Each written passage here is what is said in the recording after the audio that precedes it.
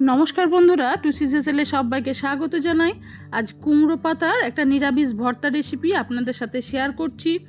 মিষ্টি কুমড়ো পাতার এই ভর্তা একবার যদি বাড়িতে বানিয়ে খান বন্ধুরা, আঙুল চেটে কিন্তু সব ভাত খেয়ে ফেলবেন।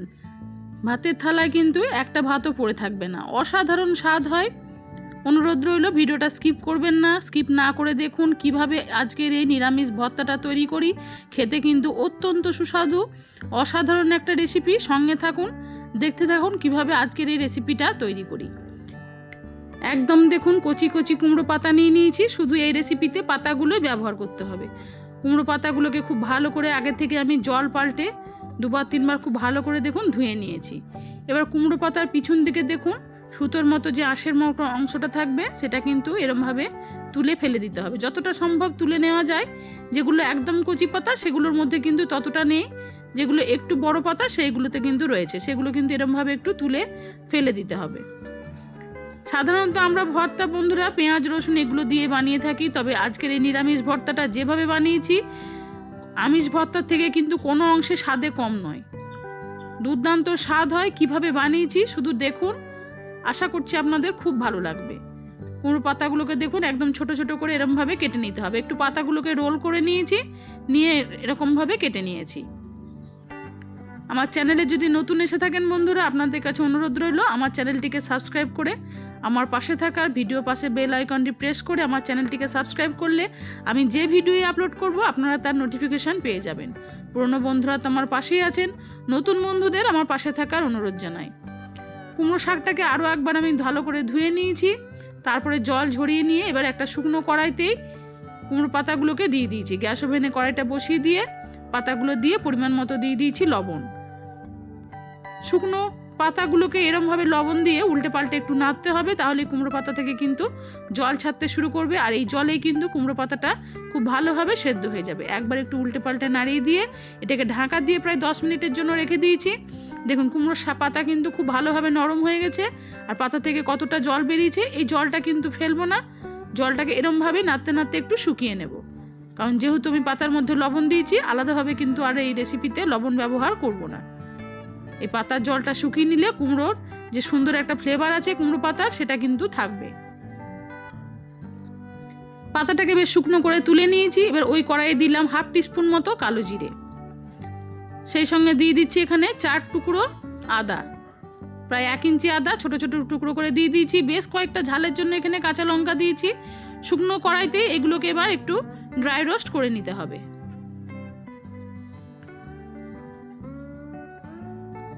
1-2 মিনিট একটু হাই ফ্লেমেই লঙ্কা আদা এগুলোকে একটু করে ভেজে নিয়েছি। সুন্দর একটা ফ্লেভার বেরিয়েছে কালো জিরে আদা থেকে। এটাকে তুলে নিয়ে এবার কড়াইতে দিয়ে দিলাম পরিমাণ মতো সর্ষের তেল। ভর্তা অবশ্যই সর্ষের তেলেই বানাবেন। প্রথমে দেখুন বেশ কয়েকটা বড়ি ভেজে নিচ্ছি। বড়িগুলোকে আমি একটু ভেঙে দিয়েছি, যেহেতু এগুলো ঘরে বানানো বড়ি সেই জন্য একটু ভেঙে দিয়েছি। কেনা বড়ি হলে ভাঙার কোনো দরকার নেই, ভালো করে তেলে একটু ভেজে নিলেই হবে। একটু লাল লাল করে মুচমুচে করে বড়িগুলোকে ভাজতে হবে। এই রেসিপিতে বড়ি ছাড়া আরও বেশ কয়েকটা উপকরণ ব্যবহার করব, যার জন্য এই নিরামিষ কুমড়ো পাতার ভর্তা অসাধারণ স্বাদ হবে। 2টো শুকনো লঙ্কা দিয়ে শুকনো লঙ্কাটাকে খুব ভালো করে ভেজে নিয়েছি। এবার গ্যাসের ফ্লেমটা একটু বন্ধ করে দিয়েছি। বড়ি ভাজাগুলোকে এবার তুলে নিতে হবে, আর কড়াইতে যে তেলটা আছে সেটা আমি পরে ব্যবহার করব। সব বড়িগুলোকে তুলে নিয়েছি। আজকের এই ভর্তাটা একটু শিলে বেটে নেব, চাইলে আপনারা মিক্সিতেও বেটে নিতে পারেন, তাতে স্বাদের কিন্তু খুব একটা ফারাক হবে না, স্বাদ কিন্তু ভালোই হবে। আমি যেহেতু একটু ভর্তা শিলপাটাতেই বাটতে ভালোবাসি, ওই জন্য আমি বড়ি শুকনো লঙ্কা আর নিয়েছি ভাজা চিনে বাদাম, এগুলোকে আগে একটু ভেঙে একটু আধবাটা করে নিচ্ছি। খুব বেশি গুঁড়ো করব না, যেন একটু দানা দানা থাকে সেরকমভাবে এটাকে একটু গুঁড়ো করে নেব। জল ছাড়া এটাকে একটু গুঁড়ো করে নিতে হবে। দেখুন বাদাম আর বড়ি খুব ভালোভাবে গুঁড়ো হয়ে গেছে। এবার এগুলোকে একটা প্লেটে তুলে নিয়ে শিলের মধ্যে দিয়ে দিয়েছি কালো জিরে আদা আর কাঁচা লঙ্কা, যেটা একটু ড্রাই রোস্ট করে রেখেছিলাম। এবার এটাকেও একটু বেটে নেব। কালো জিরেটাকে একটু গুঁড়ো করে নিয়েছি। এবার আদা আর কাঁচা লঙ্কা যেগুলো আছে সেগুলোকে একটু থেঁতো করে নিয়ে এগুলোকে একটু বেটে নেব। অসাধারণ স্বাদ হয় বন্ধুরা নিরামিষ কুমড়ো পাতার ভর্তা, অনেকেই ভাববেন যে রসুন ছাড়া পেঁয়াজ ছাড়া ভর্তার কীরকম টেস্ট হবে, কিন্তু আমি বলবো একবার নিরামিষ ভর্তা এরকমভাবে কুমড়ো পাতার ভর্তা বানিয়ে খেয়ে দেখুন, স্বাদ কিন্তু মুখে লেগে থাকবে। অল্প অল্প করে এবার কুমড়ো পাতা যেটা আমি একটু সেদ্ধ করে রেখেছিলাম সেটা দিয়ে এবার এটাকেও একটু বেটে নিচ্ছি। যেহেতু শিলটা ছোট বন্ধুরা, আমি অল্প অল্প করে দিয়েই পাতাগুলোকে একটু বেটে নিচ্ছি।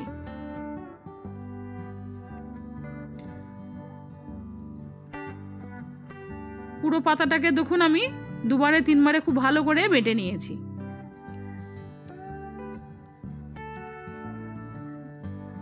আর একদম বাটাটা একদম প্লেন করে খুব মিহি করেই বাটতে হবে। একবার একটু বাটা হয়ে গেছে, বাকিটাও আমি একই রকমভাবে একটু বেটে নিচ্ছি। আজকের এই রেসিপিতে আমি প্রায় 20-25টা পাতা নিয়েছিলাম, তাতে দেখুন পাতাটা বেটে কতটা পরিমাণ হয়েছে, এতে কিন্তু অনেকটা পরিমাণ ভর্তা তৈরি হয়ে যাবে। এবার গ্যাস ওভেনে যে কড়াইটাতে সামান্য পরিমাণ তেল ছিল সেটাতে আরও কিছুটা পরিমাণ তেল দিয়ে গ্যাসটা অন করে দিয়েছি। ফোড়নে দিয়ে দিলাম একটু গোটা জিরে, যেহেতু আমি কালো জিরেটা বেটে দিয়েছি আর যেহেতু নিরামিষ ভর্তা একটু গোটা জিরে ফোড়ন দিয়েছি, এতে কিন্তু সুন্দর একটা ফ্লেভার আসবে। এরপরে বেটে রাখা কুমড়ো পাতাটা দিয়ে ভালো করে এবার পাতা বাটাটাকে নাড়িয়ে যেতে হবে। আর ভর্তাতে একটু তেলের পরিমাণ বেশি লাগে বন্ধুরা, অবশ্যই সর্ষের তেলই ব্যবহার করবেন। হাই ফ্লেমে কুমড়ো পাতা বাটাটাকে খুব ভালো করে দেখুন নাড়িয়ে দিয়েছি। আর এবারে দিয়ে দিচ্ছি গুঁড়ো করে রাখা বাদাম আর বড়ি। শুকনো লঙ্কাটাও এর মধ্যে গুঁড়ো করে দিয়েছি, ওই জন্য আলাদাভাবে আমি আর শুকনো লঙ্কা ব্যবহার করিনি, যেহেতু কাঁচা লঙ্কা অনেকগুলো দিয়েছি। পাতা বাটাটা কিন্তু বেশ ঝালঝাল হবে, আর একটু ঝালঝাল হলেই কিন্তু খেতে ভালো লাগবে।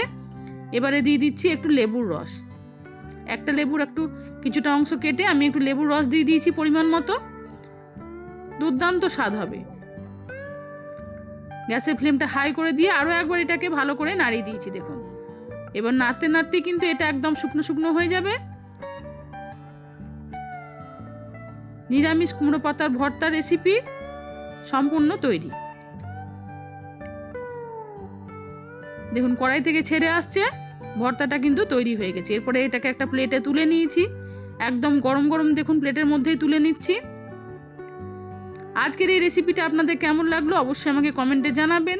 ভালো লেগে থাকলে লাইক শেয়ারের জন্য অনুরোধ রইল। নিজেদের প্রিয়জন বন্ধু বান্ধবদের কাছে রেসিপিটি শেয়ার করে দিয়ে তাদের দেখার সুযোগ করে দিন।